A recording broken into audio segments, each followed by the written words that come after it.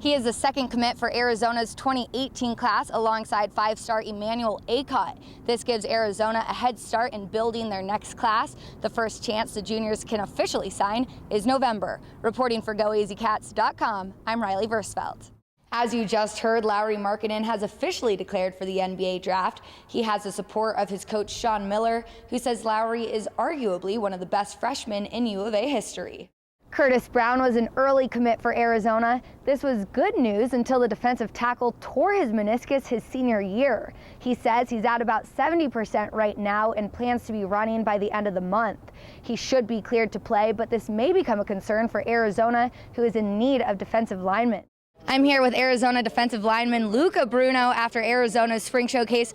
Luca, it's your last spring. How's it been going so far? It's between you and Brandon Dawkins for the starting position. What's the competition like between you two? Miller was asked about other decisions from his current players and says he'll handle each player individually and didn't give much more information. Sharif has developed the skills to play in his 6'9" frame and has shown more potential than he ever has before. Unlike his dad, he's more versatile with the ability to play on the perimeter. He extends the floor with his shot to go along with his work around the basket. Sean Miller had a much better attitude in tonight's press conference after tonight's game against Cal. He said he's proud of his team and the defense they played. Matt, how did Arizona step up their defense against Cal, especially on Ivan Rabb? Jalen Harris is a legacy recruit from Mesa. His dad played linebacker for Arizona's Desert Swarm defense in the 90s, and his mom played Arizona basketball. He committed in the summer. Notre Dame tried to swoop him, even getting him to visit South Bend, but he ultimately ended up at Arizona. Miller says if all of his players had Lauri's love of the game and work ethic, his job would be too easy. Lauri is expected to be the first player from Finland to be a first-round pick. He says first things first, he's going to finish out the semester, then take a break back home in Finland. Alonzo Trier was the leading scorer for Arizona in the Stanford game. Tonight, he didn't put a point on the board until the final seconds. What happened?